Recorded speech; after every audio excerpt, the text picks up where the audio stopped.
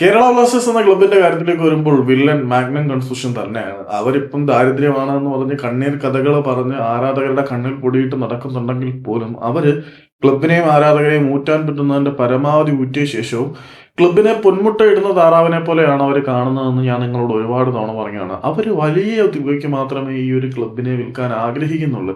കാരണം കേരള ബ്ലാസ്റ്റേഴ്സ് എന്ന് പറയുന്ന ക്ലബിന്റെ ബ്രാൻഡ് വാല്യൂ എത്രമാത്രം ഉണ്ടെന്ന് അവർക്ക് കൃത്യമായിട്ടുള്ള ബോധമുണ്ട്.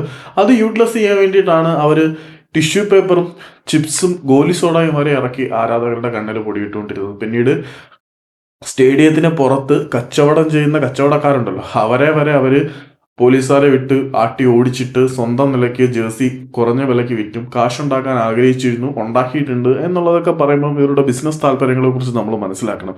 കേരള ബ്ലാസ്റ്റേഴ്സ് എന്ന ക്ലബിനെ സ്വന്തമാക്കാൻ പലതവണ പല ഇൻവെസ്റ്റേഴ്സും വന്നിട്ടുള്ളതാണ്. പക്ഷേ ഇവര് സ്റ്റേക്സ് കൊടുക്കുന്നതിന് ലോകത്തെങ്ങും ഇല്ലാത്ത വിലയാണ് പറഞ്ഞുകൊണ്ടിരിക്കുന്നത്. ഇപ്പോഴും മാഗ്നം ആവശ്യപ്പെടുന്നത് വളരെ വലിയ തുക തന്നെയാണ്. കേരള ബ്ലാസ്റ്റേഴ്സിനെ ഇപ്പോൾ സ്വന്തമാക്കാൻ ഗൾഫിൽ നിന്നൊരു വ്യവസായി കൂടി വന്ന് ബന്ധപ്പെട്ടിട്ടുണ്ട് എങ്കിൽ പോലും ഇവർ ആവശ്യപ്പെടുന്ന തുക വളരെ വലുതാണ്. ക്ലബിന് സ്വന്തമായിട്ട് ആസ്തികളോ വരുമാന മാർഗങ്ങളോ ഇല്ല. ഇവന്മാർക്ക് ബിസിനസ് ചെയ്യാൻ പ്രോപ്പറായിട്ട് എന്തൊക്കെയോ കാരണങ്ങൾ കൊണ്ട് കഴിഞ്ഞില്ല. അവന്മാരുടെ ആർത്തിയോ മണ്ടത്തരങ്ങളോ കാരണമാണ് അവന്മാർക്ക് പ്രോപ്പറായിട്ട് കേരള ബ്ലാസ്റ്റേഴ്സിനെ വെച്ചൊരു ബിസിനസ് ഉണ്ടാക്കാൻ കഴിയാതെ ഇരുന്നത്.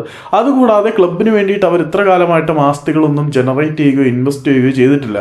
ക്ലബിന്റെ പേരിൽ ക്ലബിനെ മുന്നിൽ കാണിച്ച് ഒരുപാട് ബാധ്യതകൾ വരുത്തിയതല്ലാതെ ക്ലബിന് വേണ്ടി ഒന്നും ഇതുവരെ ഉണ്ടാക്കാൻ കഴിഞ്ഞിട്ടില്ലാത്ത ഇവന്മാർ ഈ ഒരു ക്ലബ്ബ് വെക്കണമെങ്കിൽ ഇത്രയും ഭീമമായിട്ടുള്ള തുക വേണം എന്നൊക്കെ പറയുന്നത് വളരെ മോശമായിട്ടുള്ള കാര്യമാണ്. ഓൾറെഡി ക്ലബിന്റെ പേരിൽ കുറെ കടമെടുത്ത് വെച്ചിട്ട് ആ കടം പുതുതായിട്ട് വരുന്ന ബയർ അനുഭവിക്കണം. അതുകൂടാതെ ഇനിയും ഇവന്മാർ ആവശ്യപ്പെടുന്നത് ലോകത്തെങ്ങുമില്ലാത്ത തുകയാണ്. അതായത് വാങ്ങിക്കാൻ വരുന്നവരെ കൊണ്ട് തന്നെ സ്റ്റെപ്പ് ബാക്ക് ചെയ്യിക്കുക എന്നുള്ള തരത്തിലൊരു വലിയ തുകയാണ് ഇവർ ആവശ്യപ്പെട്ടുകൊണ്ടിരിക്കുന്നത്. അങ്ങനെ നോക്കുമ്പോൾ കേരള ബ്ലാസ്റ്റേഴ്സിനെ ആരും വാങ്ങാതിരിക്കും. കാരണം വെറുതെ ഇവന്മാർക്ക് കീശ നിറയ്ക്കാൻ വേണ്ടി കാശ് കൊടുക്കേണ്ട ഗതികേട് ആർക്കും ഇല്ലല്ലോ. സോ ഇപ്പോഴും ബ്ലാസ്റ്റേഴ്സിന് ഒരു വില്ലൻ ഉണ്ടെങ്കിൽ, ഒരു യൂദാസ് ഉണ്ടെങ്കിൽ അത് ഈ മാഗ്നം കൺഫ്യൂഷൻ തന്നെയാണ്. നിങ്ങളത് തിരിച്ചറിയണം. നമ്മൾ മാഗ്നം ഔട്ട് എന്ന് പറഞ്ഞൊരു ക്യാമ്പയിനും കാര്യങ്ങളൊക്കെ തുടങ്ങിയെങ്കിൽ പോലും ഇവന്മാർ നമ്മുടെ കണ്ണിൽ പൊടിയിട്ട് ഇവിടെ തന്നെ നിൽക്കാനാണ് സാധ്യത എന്നുള്ളത് ബ്ലാസ്റ്റേഴ്സിന്റെ ആരാധകരെ സംബന്ധിച്ചിടത്തോളം ഒരു ദുരന്ത വാർത്ത തന്നെയാണ്.